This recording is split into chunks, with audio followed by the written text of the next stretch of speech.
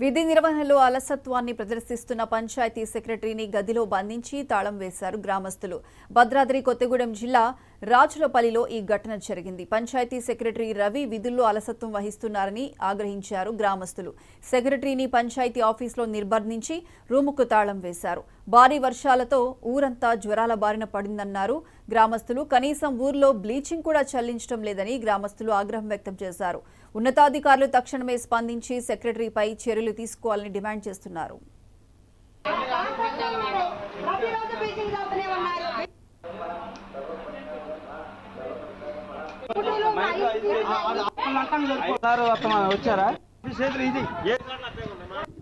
నువ్వు డ్యూటీ చేయట్లేని ఆయనకి నేను అంతకుముందే ఫోన్ చేశా. ఒకసారి ఫోన్ చేసి చెప్పా, ఏంటి పలానోళ్ళు పలానా డ్యూటీ చేయట్లేదు, నువ్వు చర్య తీసుకుంటావా తీసుకోమని చెప్పా. ఇంతకుముందు సర్పంచ్కి చెప్పా, ఇంతకుముందు ఎంపీటీసీ చెప్పా. కావాలంటే ఎంపీటీ సీన్ గారిని అడగండి, సర్పంచ్ తోటరాజు గారిని అడగండి, అందరికీ చెప్పా. కనీసం ఏమీ లేదు. అసలు ఏఎన్ఎం ఆశ ఇంటింటికి తిరగాలి రోజు, ఎప్పుడు తిరిగారా?